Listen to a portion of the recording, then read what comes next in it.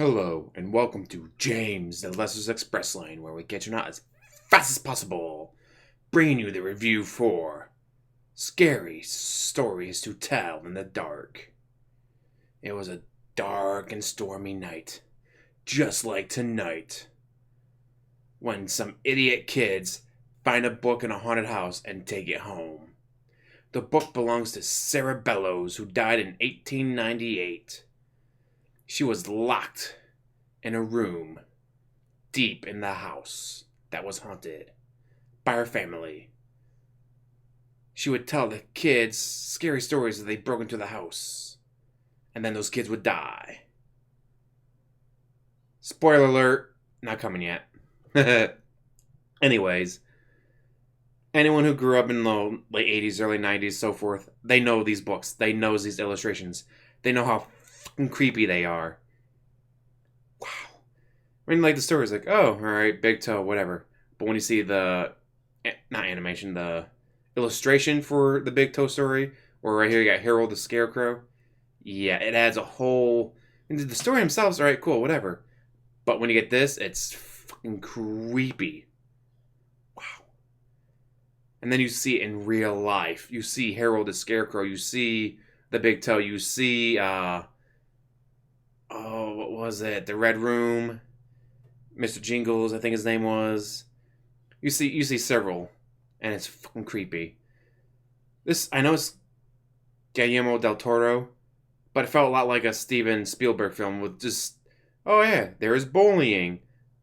Oh, those poor underdogs are being bullied.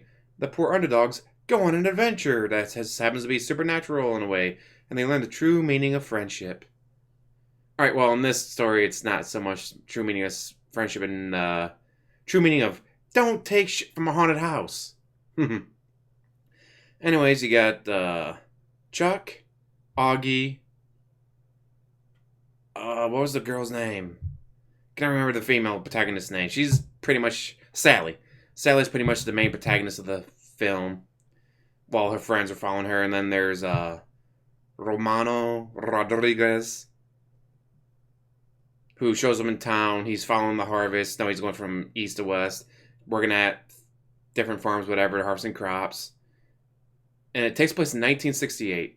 I like that because there's no cell phones, computers. It's all right, well, I guess we gotta go to the library. Oh, they closed 2 hours ago. All right, well, I guess we gotta wait till tomorrow before we can look up something that nowadays would be like, do. Oh, there you go. But it takes place on Halloween night, and every year the three bullies mess with the kids. This year they're ready. It's like it's their last year of trick or treating. They got a bag full of shit that they're gonna set on fire. They got eggs. They got toilet paper. They got some other things. I was like, oh no, he's gonna take our candy. Please don't beat me up. Just take my candy. Ha ha! Runs to the car. Oh god, what is that smell? That causes them to run off, get chased off by the bullies. And then they meet the new character, Romano. I was like, oh, well, it's Halloween. You want to check out something really scary instead of a movie that I have to drive in? Let's go to the haunted house. Okay, sure, let's check it out. And yeah, then white people being white, they go into the haunted house, find a secret room, take a book from the secret room, and it turns out it's Sarah Bellows' book of scary stories. It's written in blood. Yeah, it's pretty creepy. But, as they go on, like, this book's writing a story about about Harold the Scarecrow was the first one that it writes. And I was like, how is it doing this? Oh my god, this can't be real. Ah! It's real. Again, the Harold the Scarecrow was fucking creepy. But it is PG-13, so instead of using blood and gore for shock value, they just use really good CGI animation. Just man, I don't want to spoil the Harold. I'll do it at the end. Like, I'll cut off and then do spoiler section. But wait for that if you want to hear more about how they did Harold. It was amazing. But yeah, so it's like, all right, well, we got to break the curse. How do we break the curse? Well, we got to find out about Sarah Bellows. See if we can learn something from her and end the curse. So they got to get to the old hospital and get the records. And it's a Steven Spielberg movie, but not done by him. I was like, I'm just watching. It's like, this is a lot like a Steven Spielberg movie. Anyways, at the end, well, if you want to know, watch the spoiler section. For me, though, having grown up with the series, having read the stories and going, oh, it's that one, oh, it's that one, oh, God, that's creepier in person than I thought it'd be. It's really well worth it. For plot holes, there was a minor one here, but it's small. It's minor. It's not that big a deal. I just got to say, the ending they went with, they're shooting for a sequel, and it's already made like $20 million in the weekend's not even over.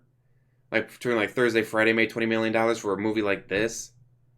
Like this is not an Avengers. This is not a Disney movie. This is definitely off the wall. But I cannot find the budget for it. Because if it costs $100 million to make $20 million, you're not getting a sequel.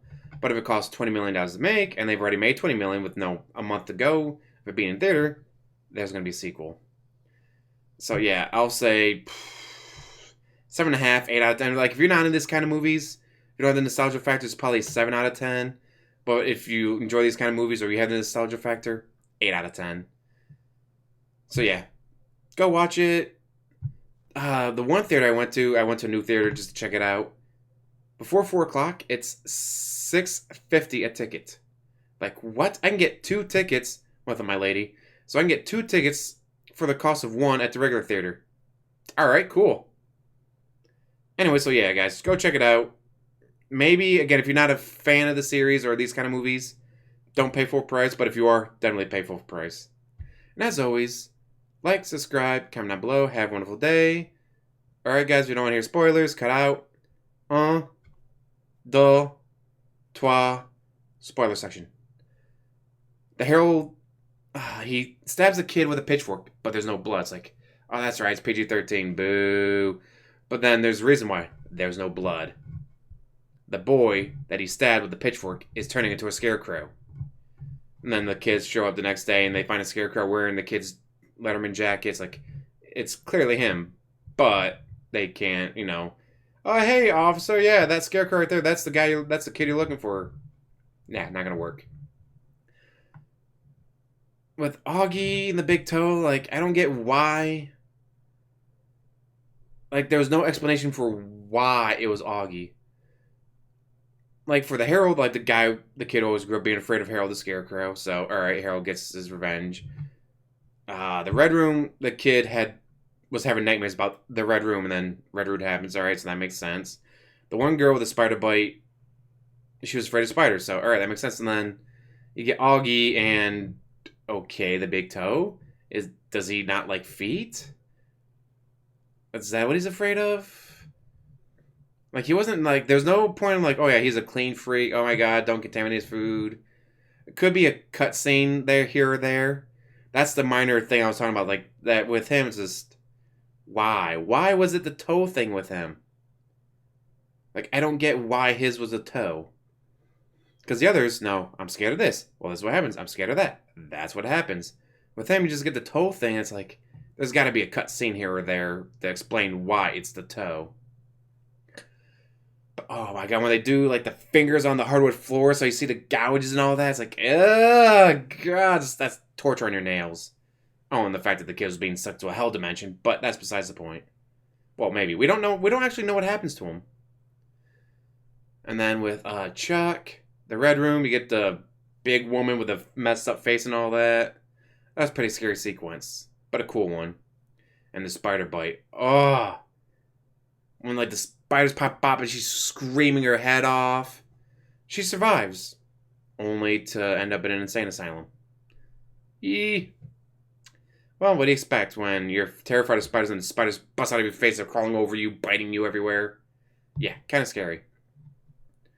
God, that's such a good... But, again, it's Guillermo, whatever, Del Toro. His animation CGI style is on point. Always. They're fucking creepy as all get out. And they do... He was the perfect director for this movie. His visual style... maybe Tim Burton. I can see maybe Tim Burton trying to do this movie, but I think Del Toro was the better pick here. God, and then the ending. Ending is... They find out that Sarah was falsely accused of all this. The reason the kids kept dying was because the Bello family had a paper mill, and they were leaking mercury into the water, which was poisoning the kids and killing them. Sarah knew this, tried to warn everyone, so the family had her committed. Well, first they locked her in the room, then she kept breaking out, so they threw her in the insane asylum where her brother was a doctor there to keep an eye on her, keep her from telling other people that it's the mercury, it's the mercury. And so she has the the lady I went, I was like, I don't get it. Why was she doing that to the kids? Not like the kids had anything to her. It's like, no, but family tortured her for years, decades. They tortured her. She gets thrown in an insane asylum, and then it's like she gets accused of killing these kids. Like she tries to warn the town people, like, hey, it's not me. It's the mercury in the water. Shut up, murderer! You murdered my baby. And it's like, all right, well, no. She tries to warn the town. The town turns on her, just like her family. She's like, fuck these kids. Fuck this town. That's why I think she went after the kids. Well, any random kid that happened along. Was because the town said, hey, we don't want to hear what you're saying. The people that give us jobs say it's you poisoning our children, so we're going to believe them. So yeah, I can see that kind of rage. I mean, again, being tortured for decades by your family, and then the town not believing anything you say and accusing you of murdering their kids. But the way it works is blood. She had a pen, pricks her finger, writes it out in blood, and that's what happened to her family. Well, she wrote out like, oh yeah, Dad went hunting when he came across a Wendigo. Stuff like that. It was pretty cool. But then, you get the toe. The kids steal the book, so she writes in the book, Augie eats the toe, and then, where's my toe?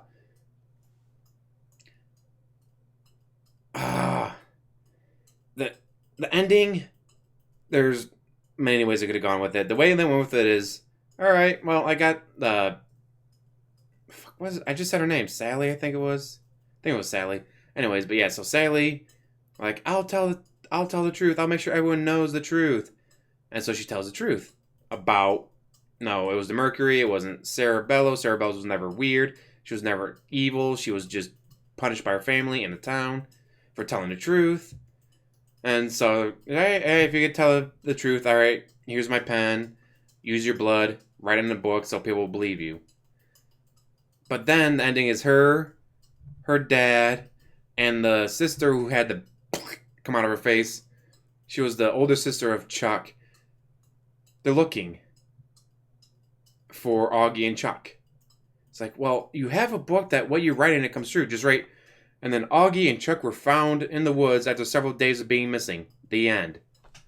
Ta-da! Like, would it be that hard? But maybe that's not how it works.